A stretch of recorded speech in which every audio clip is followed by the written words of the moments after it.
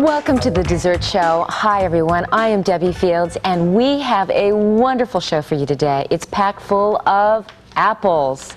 Apples are good for you. Did you know that they're high in fiber? In fact, I read a study recently that said that when you eat apples, it could actually reduce your getting colds and headaches. So this is really this is a great show for you to make these wonderful desserts and also find some nutritional information as well. Now here's the following items that we're going to be making. It's all American. It's maple apple oatmeal cookies. These are so good. They're so moist and they're so delicious and easy to make. Additionally, we're going to be making Bavarian apple torte. And then in the very end of the show, this is our special section where we get a chance to feature light, low-calorie desserts, and it's apples and cranberries l'orange. And now here's the ingredients you're going to need.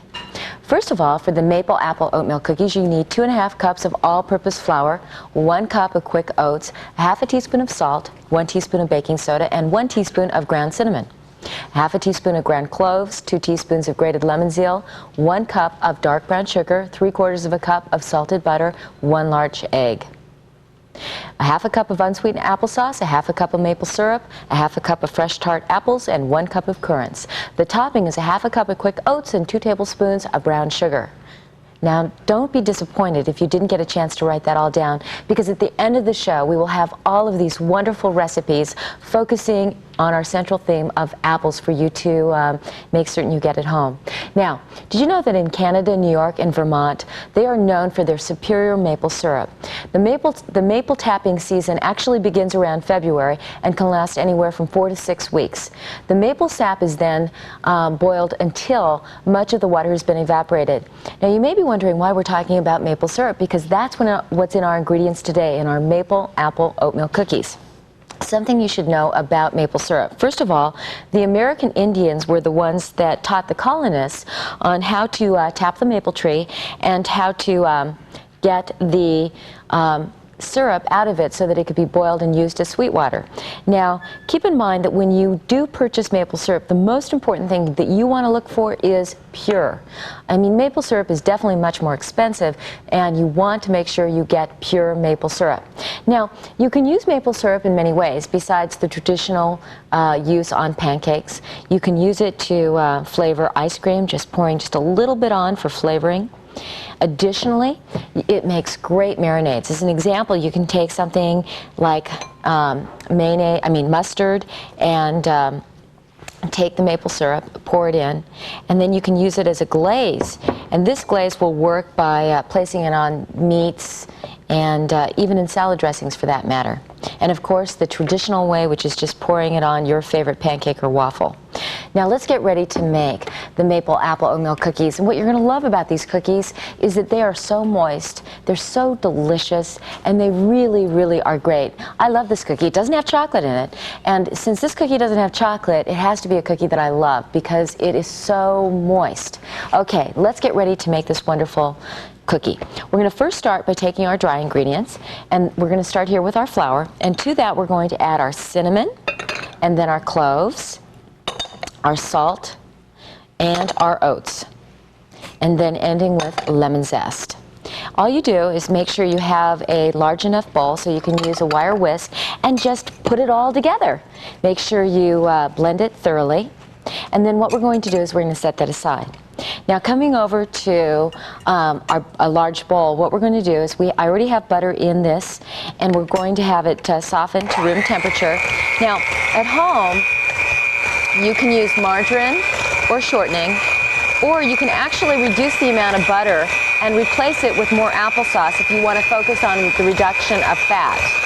Okay, after that has been blended, you want to add your applesauce and then your maple syrup, and you're going to continue to blend. Now, make sure, now one of the things you're going to notice here is notice how the butter is starting to kind of like curdle.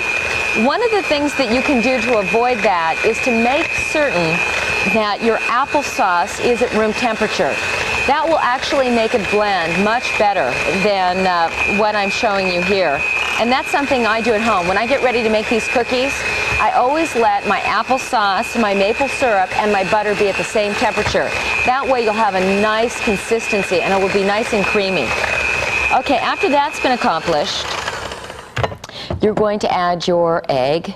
And keep in mind, if you want to reduce the fat and cholesterol in this cookie, you can, instead of having the egg yolk, you can replace it with just 2 egg whites. So that's an additional way to reduce fat and cholesterol in this recipe.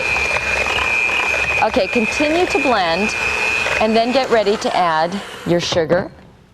And this is dark brown sugar. Putting that in and then blending some more.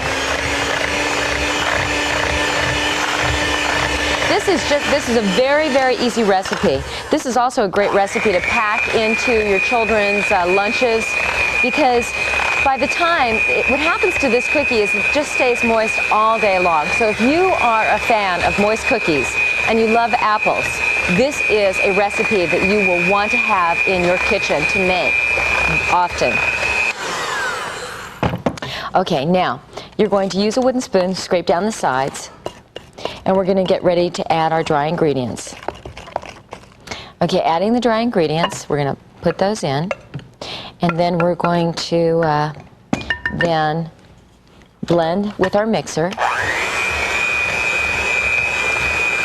The thing about cookies, and that's one of the reasons why I love to make cookies, is it basically takes about, I'd say if you're organized, it can take you about 15 minutes to make these cookies. And the baking time is about 25 minutes. So you can have great tasting desserts or cookies in less than an hour. And it's so neat. I mean, I have always found that whenever I make cookies, it is such a neat thing to have for my children or for my family, or to give as a gift, especially like when someone, I mean, the other day, a friend of mine was having a baby shower and I didn't know what to bring, so I brought cookies. And it's just a really neat way of saying, hey, listen, I think you're special. Okay, anyway, you're going to continue to blend, and we're going to add our apples. And here I've got currants. Now, if you have raisins at home, now you know currants are smaller. It's just a smaller grape. And you can use golden raisins, or you can use, you know, a larger raisin. Whatever you have in the kitchen is fine. Now, what we're going to do is we're going to fold these in. So I'm going to set this aside, and I'm just going to fold this in. You can see by this recipe, look at how luscious and delicious this is. This is good, good, good. Okay, now we're going to get ready to place the cookie batter on a cookie sheet. And what I need is a silver cookie sheet. And the reason is this keeps the bottom from burning. We're going to take a cookie scoop, and if you don't have a cookie scoop, you can take a tablespoon. It works just as well. I like cookie scoops because it shows consistency. Your cookies come out perfect every time. And then you just drop them, and you're going to put them in an oven. The oven temperature is going to be about 300 degrees, okay? And you're going to bake them for about 25 minutes. But the key is, because everyone's ovens are different, is that you need to be aware that what happens is you want to stand there and check your cookies for doneness. And one of the things that I forgot to mention that's also important that makes this recipe so special is you want to sprinkle the brown sugar and the oatmeal just before you put it in the oven. This is what gives it a nice crunch, because the cookie is so moist. You want to put that on every one of your cookies. Now, after they come out of the oven, you want to check for doneness by touching them. And basically, let me show you what this looks like. This is what the cookie will look like when it's done. And look at this cookie. I mean, isn't that wonderful? But you will check for doneness by touching the center. If it's firm to the touch, it means it's perfectly baked. And that's how you can tell. But this is a great, great cookie. And I know that you will love it, and your family will love it, and everybody will love you for making it. Now, come right back. I've got another great apple recipe.